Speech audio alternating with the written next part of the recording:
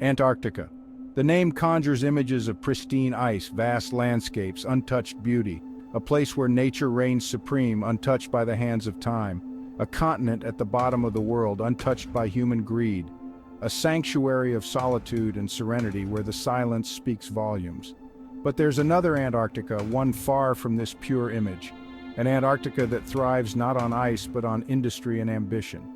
This Antarctica is a colossus, a giant, built not on ice but on sugar, caffeine, and relentless ambition. A behemoth that quenches thirsts and fuels desires.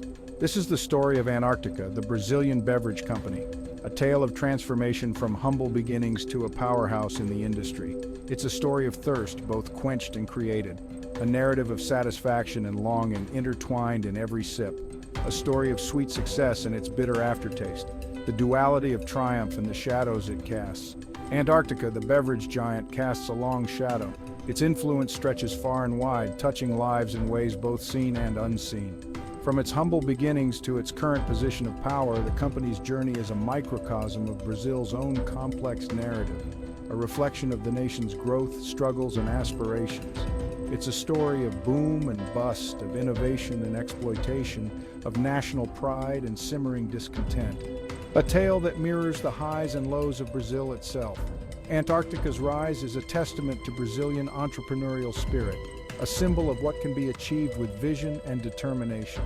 But it also serves as a stark reminder of the compromises made, the lines crossed, and the price of unchecked ambition, a cautionary tale of the cost of success.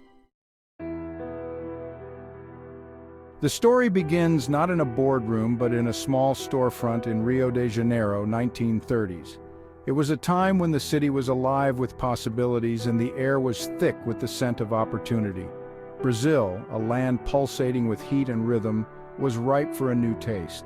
The vibrant culture and the lively streets were the perfect backdrop for a new venture. The company founder, a man named Augusto, had a simple dream: to quench the thirst of his fellow Brazilians. He was a man of vision, driven by a passion to create something unique. He started with homemade fruit drinks, squeezing, mixing, experimenting until he found the perfect balance of sweet and tart. Each day he would tirelessly work in his small kitchen, perfecting his recipes. His little shop, Sabor do Rio, Flavor of Rio, quickly became a neighborhood favorite. The name itself became synonymous with refreshment and quality. Augusto's creations were more than just drinks, they were an experience, a moment of escape from the tropical heat.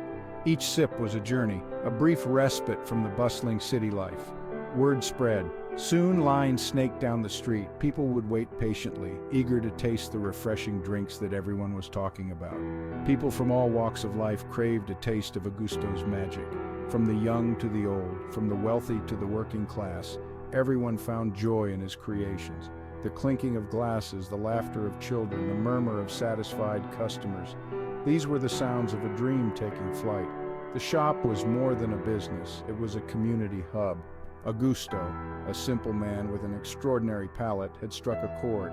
His dedication and passion were evident in every drink he served. Little did he know this was just the beginning. His humble efforts would soon pave the way for something much greater, something that would leave a lasting legacy. Augusto, ever the visionary, knew he had to expand his horizons beyond the local market. He needed a name, a brand that captured the essence of his drinks, something that would stand out and resonate with people. He found his inspiration not in the lush rainforests or sun-drenched beaches of Brazil, but in the most unlikely of places, Antarctica, a land of ice and purity. The icy continent, a symbol of purity and refreshment, resonated deeply with Augusto, sparking a vision for his brand. It represented a stark contrast to the sweltering heat of his homeland, a promise of instant cool relief in every sip. And so, Antarctica was born, a name that was as bold and unexpected as the continent itself. The name was bold, unexpected, and it worked wonders in capturing the public's imagination. With a new name and a growing reputation, Augusto's company began its ascent, climbing the ladder of success. From the bustling streets of Rio, Antarctica beverages started appearing in shops across the country, becoming a household name. The company's commitment to quality, combined with Augusto's marketing genius, turned Antarctica into a national phenomenon, a brand everyone trusted. It was more than just a drink. It was a symbol of Brazilian pride, a taste of home, and a refreshing escape from the heat. Success, however, is a fickle mistress. As Antarctica grew, so did the pressure. To meet the insatiable thirst of a nation, corners were cut, decisions were made, all in the name of growth and profit. The company, once a small operation driven by passion, was now a machine churning out millions of bottles, its soul seemingly lost somewhere in the expansion. Augusto, the once jovial entrepreneur, found himself increasingly isolated. He was a figurehead, his vision clouded by the bottom line. The company he had built, the one that bore his dreams, was now a stranger to him. He became a ghost in his own creation, haunting the halls of his success, the sweet taste of his early triumphs replaced by a bitter aftertaste. Section 5. Shadows in the Jungle. Antarctica's rise wasn't without its casualties. As the company expanded its operations, whispers of questionable practices began to surface. Rumors spread of exploited workers on sugar plantations, their sweat and toil fueling the nation's thirst. The company's image, carefully crafted over decades, began to crack. The lush Amazon rainforest, a symbol of Brazil's natural bounty, also felt the impact. Vast swaths of rainforest were cleared to make way for sugarcane plantations, a sacrifice at the altar of profit. The company's thirst, it seemed, was insatiable, and the environment paid the price. Section 6. A market saturated. The Brazilian market, once thirsty for everything Antarctica produced, was reaching its saturation point. Competitors, sensing an opportunity, emerged from the shadows, offering their own versions of refreshment. The once unchallenged king was now forced to defend its turf. The company's response was predictable, aggressive marketing campaigns, celebrity endorsements, and a relentless push to diversify its product line. New flavors, new sizes, new packaging, anything to capture the attention of increasingly fickle consumers. The competition was fierce and the price wars began, eroding profit margins and forcing companies to make difficult choices. Section 7. A toxic legacy. The whispers of exploitation grew louder. Reports emerged of deplorable working conditions in Antarctica's factories. Workers, often from impoverished backgrounds, were subjected to grueling hours, unsafe environments, and meager wages. The company, once a source of national pride, was now mired in controversy. Then came the health concerns. Studies linked excessive consumption of sugary drinks like those produced by Antarctica to a range of health problems, from obesity to diabetes. The company, once synonymous with refreshment, was now being blamed for contributing to a national health crisis. The backlash was swift and brutal. Section 8. The price of growth. Antarctica's story is not unique. It's a tale as old as commerce itself. The relentless pursuit of growth, of market dominance, often comes at a cost. Antarctica's journey highlights the dark side of capitalism, the human and environmental toll exacted in the name of profit. The company's legacy is complex, a tapestry woven from both sweet success and bitter truths. It's a story of innovation and exploitation, of national pride and corporate greed, of a company that rose from humble beginnings to conquer a nation's thirst, only to find itself drowning in the consequences of its own ambition. Section 9. A New Dawn.